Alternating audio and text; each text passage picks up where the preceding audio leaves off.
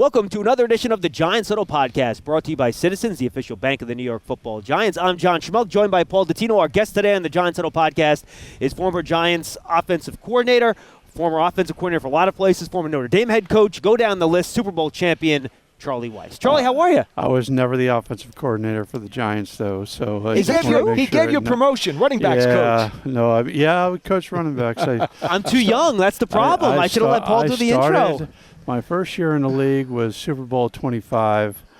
I started as the assistant special teams coach and basically defensive quality control. So I was working with Belichick and Groh and Romeo and Mike Schwetman, and I was the bottom feeder, and then the next year after Bill left and Ray took over, I flipped over from defense to offense and coached the running backs for the next couple of years. Obviously, longtime offensive coordinator for the Patriots, won multiple Super Bowls, obviously, and also host on Sirius XM NFL Radio with the voice of the Giants, Bob Pop, as well. Yeah, he's the best to work with, and I know that you guys have gotten spoiled from having him for so long, but he makes my day go so much easier because you know about chemistry in this business.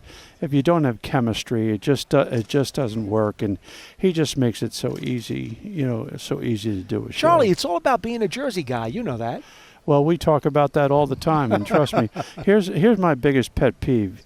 You represent the New York Giants that are in New Jersey. Okay, they play in New Jersey. They practice in New Jersey. Here we go. Their offices are in New Jersey, but they're called New York. You want to explain that one to me? I think that's kind of before our era. I'm not sure we're the ones that made that decision. That's beside the point. The Raiders are not called the Oakland Raiders, are they? No, they're not. Okay, well, I mean, it should be the New Jersey Giants. But the Giants did start playing in the Polo Grounds, obviously, which was in New York, and I think that's probably where it came from. Your thought, generally speaking, Charlie, on this draft class, which is a pretty heavy offensive class compared to what we've seen the last couple of years? Well, let me zero in on as it relates to the Giants. Please. Okay, so the Giants are in a very interesting situation because we all know they could use an offensive lineman. We all know that they could use a frontline wide receiver.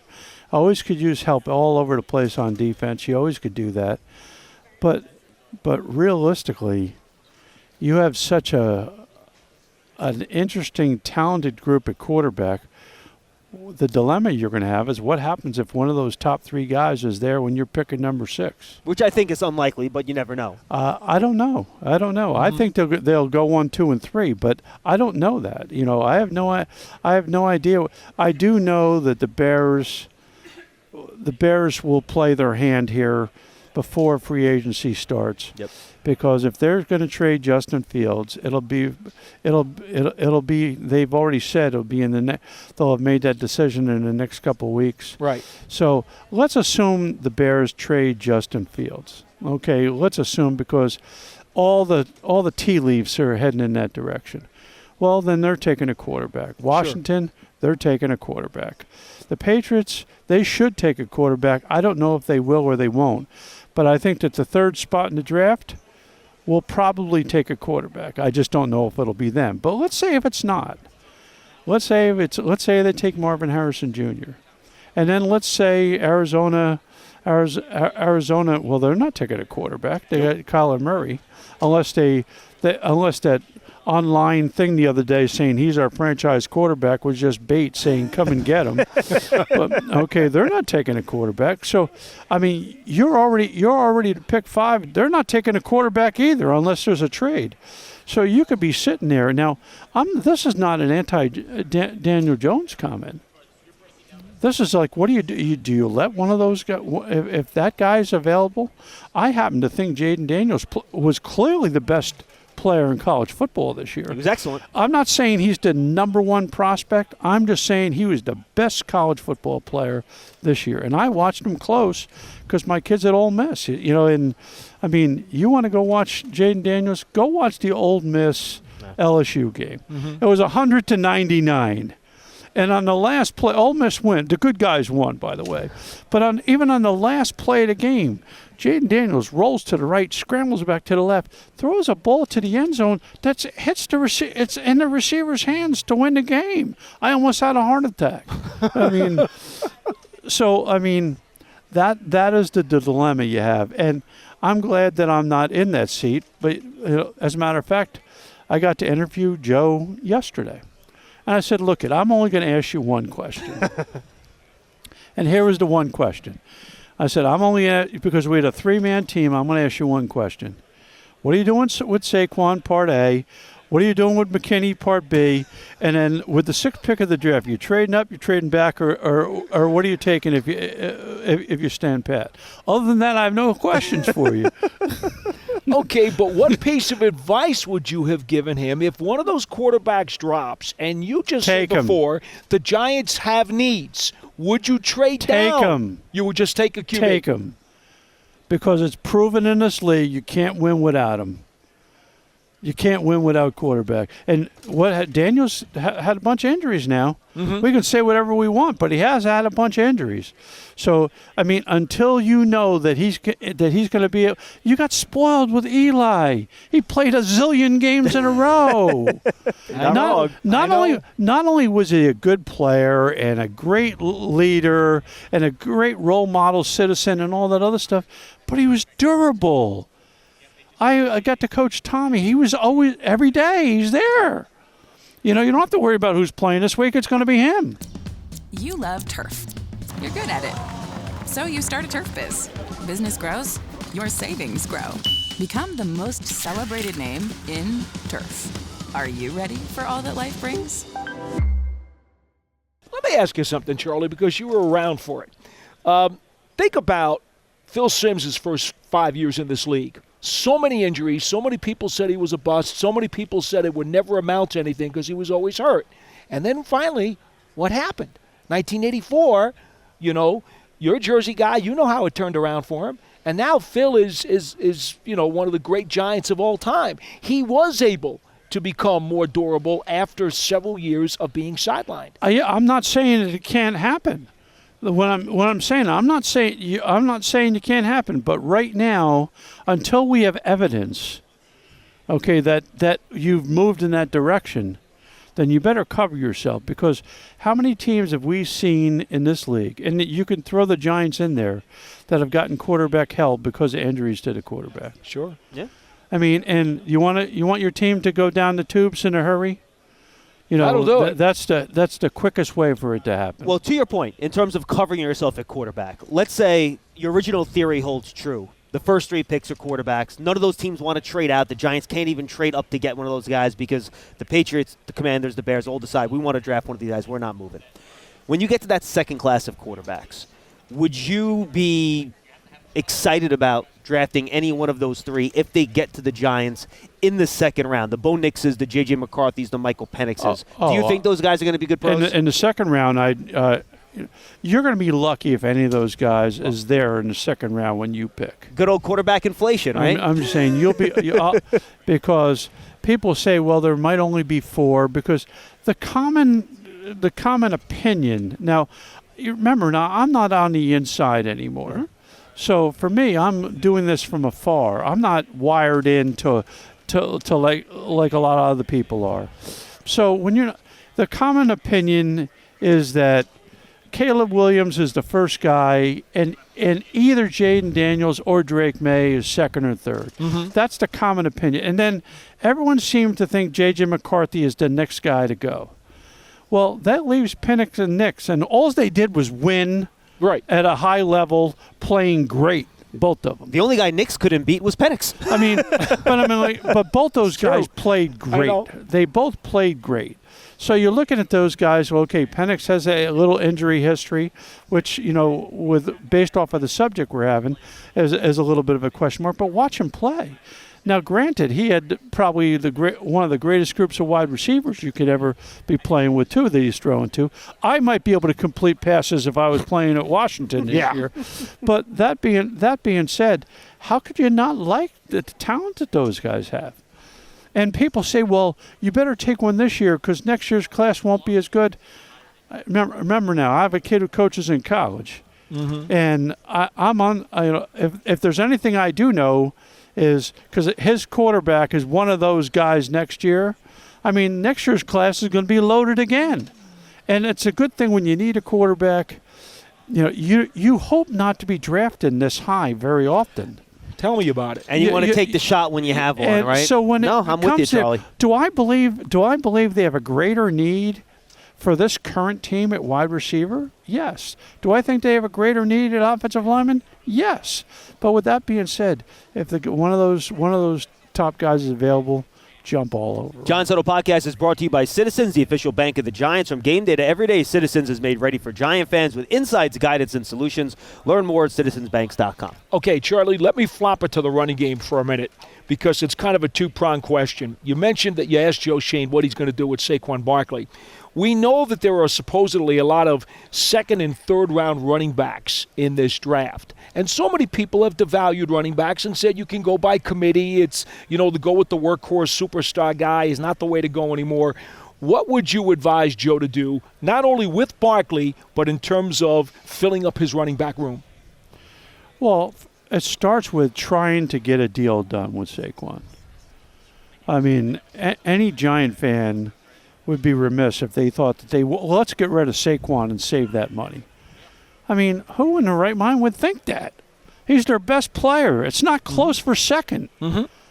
I mean, there's not another offensive player on their team that's even in his ballpark. I mean, he's different. Now, we talk about injuries again. We talk about age at the running back position. I mean, Joe and Brian and the powers to be will have a number that they're willing to pay.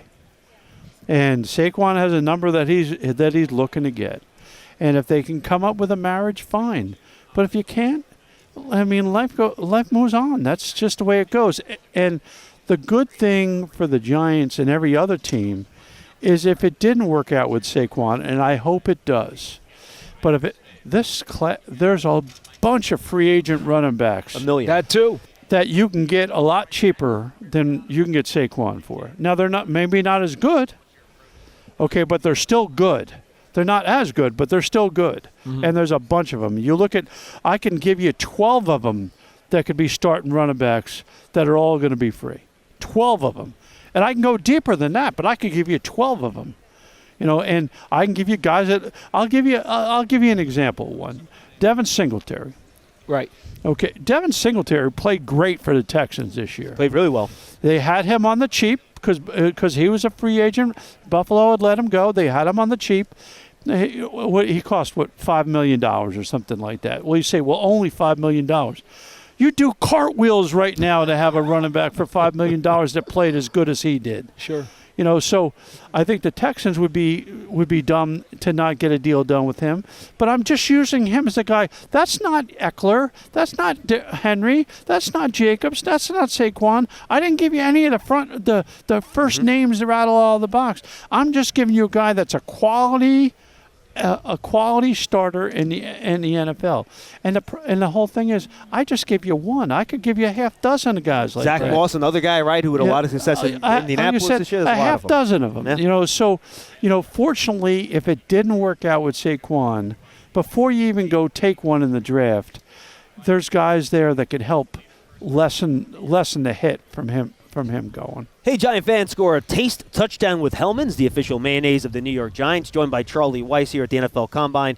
Charlie, you mentioned the Giants have a need a wide receiver. How do you sort through the top of this wide receiver class? Different flavors in terms of Harrison and Odunze, then you have the smaller guy in Neighbors. What do you think of those three guys that obviously you've seen play a bunch of college football this year? Well, I think the class is loaded. And you could look at, I know Brian Dable very well. He had the room next to mine for a bunch of years as the receiver coach. So here was the telephone call to Dable. Hey, Dable, get in here. I mean, that was the telephone call. But I know that when you got a frontline guy, you take the best guy and then you do what he does. Mm-hmm. See, too many people want to do it the opposite way. Squeeze a guy into your system, let's right? see whether he fits. If he's a great player, you figure out what to do with him. The Parcells theory. And that's what you do. Yeah. As a former offensive guy, do you prefer the bigger guy that maybe has a little less separation, or the smaller guy that is a little bit more explosive and can separate more? Hey. Or do you not care? We won with Deion Branch and Troy Brown, and we won with guys that other people didn't think were that good, but they played great for us. Mm-hmm. I mean, give me a good player, and we'll figure out what to do with them. All right, I got to ask you to step back from the trees just a bit now, Charlie, because everybody will always say you skill position guys can't do very much if your offensive line can't protect and can't block. There are those people who will say the Giants have to address the offensive line at 6 and forget about all these other fancy players. What do you say to them? They have to address the offensive line. They don't have to address the offensive line at 6. Mm-hmm. I mean, would it be nice if they took one of these front line, take Alt from Notre Dame? I mean, stud. Yeah. Be a stud tackle for you for a bunch of years, and the other tackle on the other side pretty good. Now you got 2 tackles. You already took care of the tackle position for the next 5 to 10 years. Would that be an attribute for the Giants? You bet you it would.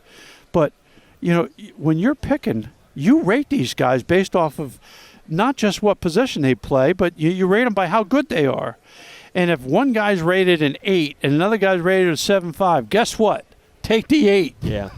As an offensive coach, how much of a concern for you or worry for you was it to draft a guy that played left tackle his entire college career, and then in the NFL you want him to move to the right side? Is that something that you made a big deal out of, or is that something you think with the right coaching a player can make that adjustment pretty quickly? Well, you can't just ask that question on paper. You have to have watched the kid. How about a guy like Alt, for example? Okay, but you have to have watched him. When you watch him play, and then you talk to his position coach.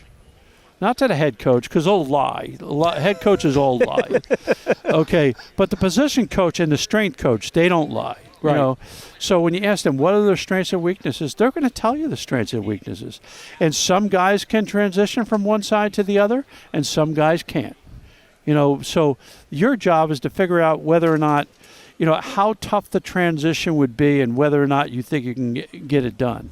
And like I said, very often you can, but sometimes it just isn't going to work out. Charlie, you mentioned you were next to Brian Dable's office for some time there in New England. What can you tell us about how Brian has navigated his first 2 seasons as head coach of the Giants, a playoff season, and then obviously one that was disappointing? Well, the biggest mistake he made was winning his first year. Okay. Well, I mean, they overachieved the first year. And then, having been a Giant fan my whole life, growing up in New Jersey, once you won, now they expect you to be better the next year. Expectations. Zoop. And even though the schedule was 10 times harder the second year than the first year, people don't cut you any slack for that. Not New Jersey, though. So by winning so much the first year, they overachieved. They were well ahead of schedule, and then last year, between the schedule and the quarterback injuries, it was a step back for sure, but it was a step back with logic. There's logical reasons why they stepped back. So now year 3 is going to be a critical year for Brian and their staff. You just went through a big transition on your staff. You got a bunch of new guys. You got new defensive guys. You got a new special teams coach. Okay, you've transitioned on. You have a lot of transition on your staff. Okay, but what you do have is you got the same offensive coordinator. Okay, and the same head coach who's a very, very, very bright offensive mind. Now, I know he wants to play that game. I just want to run the team. But that's a bunch of garbage, as you know it. I mean, these coaches, you have a forte. You have to make sure that forte isn't staying in your office. It gets moved to room so that your ideas and your thought methodology matriculates through the whole organization. Giant fans love a winner. It's why they love Citizens, named a 2022 Best Bank in the U.S. by The Banker as the official bank of the Giants and sponsor of the Huddle. Citizens is made ready for fans of Big Blue. Learn more at citizensbank.com. You're ready for a change. Payday comes early with Citizens, so go to that retreat. New you moves to the country. Now you're raising goats and launching a lifestyle brand.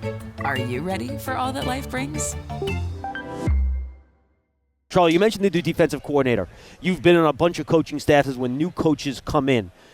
What is that adjustment going to be like with the new defensive coordinator coming in?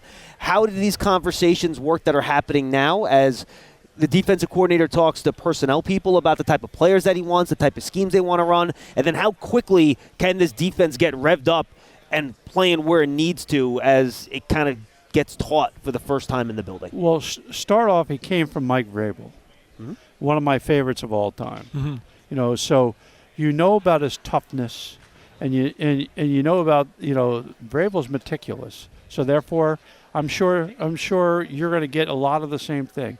Tough guys that are meticulous, and you lose a high-profile defensive coordinator, but I guarantee you, half the players are happy he's there, and half the players are happy he's gone. It's just the way players are. But when a new guy comes in, everyone's in love with the new guy.